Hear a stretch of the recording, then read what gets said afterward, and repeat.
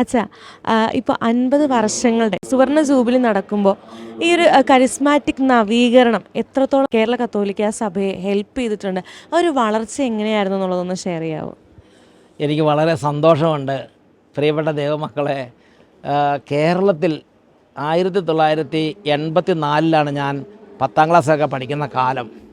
ആ കാലഘട്ടത്തിൽ ദേവാലയത്തിലേക്ക് ഒരു ധ്യാനം വെച്ചാൽ ഒരു 50 പേര് നാട്ടിൻപുറങ്ങളിൽ ഒരുമിച്ച് കൂടുക എന്ന് പറഞ്ഞാൽ അതൊരു അത്ഭുതമാണ്.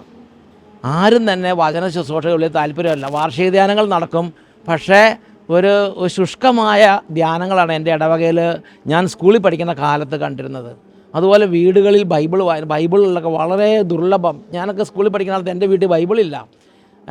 പിന്നെ കരിസ്മാറ്റിക് ധ്യാനങ്ങൾ വന്നതിന് ശേഷമാണ് ജനങ്ങളുടെ ഹൃദയങ്ങളിൽ വചനത്തോടൊരു ദാഹമുണ്ട്. കൂട്ടമായി കുടുംബമായി കൺവെൻഷനുകൾക്കും ധ്യാനങ്ങൾക്കും ജനങ്ങൾ പോകാനുള്ള വലിയൊരു തുറവി പരിശുദ്ധാത്മാവ് കേരളത്തിലെ കരിസ്മാറ്റിക് പ്രാർത്ഥനകളിലൂടെയും ശുശ്രൂഷകളിലൂടെയും കേരള സഭയ്ക്ക് പ്രദാനം ചെയ്തു. അതുപോലെ ഒരുപാട് ബൈബിളുകൾ, ഇപ്പോൾ എല്ലാവർക്കും തന്നെ ഒരു ബൈബിൾ എന്ന വിധത്തിൽ ബൈബിളിനോട് സ്നേഹം. ഞാൻ ഈ അടുത്ത ദിവസങ്ങളിൽ ചങ്ങനാശ്ശേരി ചെന്നപ്പോൾ അവിടെ ഈ സങ്കീർത്തനങ്ങൾ 119 സങ്കീർത്തനം അത് കാണാതെ പഠിക്കുക എന്ന് പറഞ്ഞാൽ അങ്ങനെ അത് പഠിച്ച 119 കുട്ടികൾ ഒരു പ്രദേശത്ത് ഒരു ഡൈസിസ് ഞാൻ കാണുകയാണ് എന്ന് പറഞ്ഞാൽ അത്രമാത്രം ഇതൊക്കെ കാണാതെ പഠിക്കാനും വചനം പഠിക്കാനുമുള്ള ദാഹം താഴെക്കടയുള്ള സാധാരണ ജനങ്ങളിലേക്ക് പോലും എത്താൻ ഇടവന്നത് അത് കേരളത്തിൽ കരിസ്മാറ്റിക് ശുശ്രൂഷകളിലൂടെ ദൈവം ചൊരിഞ്ഞ വലിയ ഒരു ബ്ലെസ്സിങ് ആണ്, ഒരു അനുഗ്രഹമാണ്.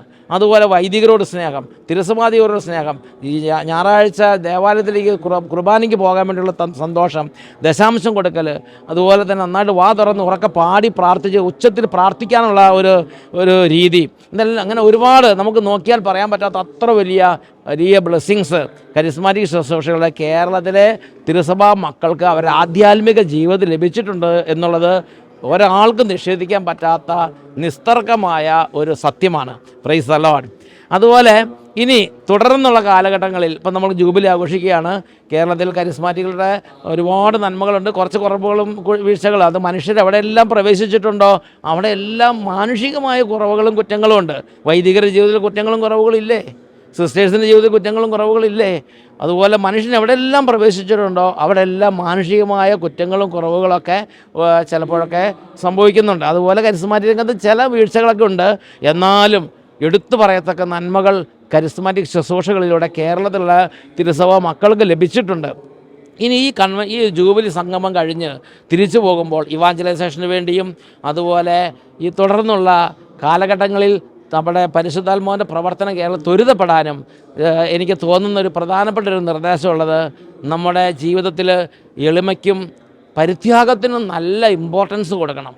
എളിമയും പരിത്യാഗവും ഉള്ളിടത്താണ് പരിശുദ്ധാത്മാവിൻ്റെ പ്രവർത്തനം ത്വരിതപ്പെടുന്നത്. പരിശുദ്ധാത്മാവിൻ്റെ പ്രവർത്തനം ത്വരിതപ്പെടണമെങ്കിൽ അവരുടെ ജീവിതത്തിൽ സെൽഫ് ഗ്ലോറി എടുക്കാതെ ദൈവത്തിന് മുമ്പിൽ ഏറ്റവും നിസ്സാരരെന്ന വിധത്തിൽ അവരുടെ ഹൃദയത്തിൽ അവർ ബോധ്യപ്പെടണം. ഞാൻ ഓർക്കുന്നത് വിശുദ്ധ ജോൺ മരിയ വിയാനി പുണ്യവാളൻ്റെ ജീവചരിത്രത്തിലെ ഒരു സംഭവമാണ്. വിശുദ്ധ ജോൺ മരിയ വിയാനി പുണ്യവാളൻ്റെ ജീവിത കാലഘട്ടത്തിൽ പരിശുദ്ധാത്മാവ് വളരെ ശക്തമായി അവിടെ പ്രവർത്തിച്ചുകൊണ്ടിരുന്നപ്പോൾ വിശുദ്ധ ജോൺ മരിയ വിയാനി പുണ്യവാളൻ്റെ ജീവിതത്തിൽ അദ്ദേഹം പ്രാക്ടീസ് ചെയ്തത് എന്താ? അത് ഒരു ദിവസം ബിഷപ്പ് ഈ ഇടവക സന്ദർശിച്ചു, വിയാനി പുണ്യാളൻ്റെ. അപ്പോൾ ഇടവക സന്ദർശിച്ച് ബിഷപ്പ് പറഞ്ഞു, നിങ്ങൾക്ക് ഉള്ള വികാരിയച്ഛൻ നല്ല വികാരിയച്ഛനാണ്, എനിക്ക് വികാരിയച്ഛനെ കുറിച്ച് നല്ല മതിപ്പുണ്ട്. ഉടനെ ഈ വിയാനി പുണ്യാളന് ഭയങ്കര വിഷമായി. ആ വിയാനി പുണ്യാളൻ സൈഡിൽ മാറി ഇന്ന് കരയാൻ തുടങ്ങി. എന്നിട്ട് അദ്ദേഹം ബിഷപ്പ് ഇങ്ങനെ ജനങ്ങളോട് അദ്ദേഹം പറഞ്ഞു, even my bishop is deceived by me. I am emptiness and pride in human form. അഹങ്കാരവും ശൂന്യതയും മനുഷ്യരൂപം ധരിച്ചു നിൽക്കണമാണ് ഞാൻ. പക്ഷേ എൻ്റെ ബിഷപ്പ് പോലും എൻ്റെ ബാഹ്യ പ്രകടനം കണ്ട് തെറ്റിദ്ധരിക്കപ്പെട്ടിരിക്കുകയാണ്. ഞാൻ വെറും അഹങ്കാരവും ശൂന്യതയാണ് എന്ന് അച്ഛൻ ഇങ്ങനെ ഏറ്റുപറഞ്ഞ് ജനങ്ങളോട് പ്രാർത്ഥിക്കാൻ ആവശ്യപ്പെടുകയാണ്.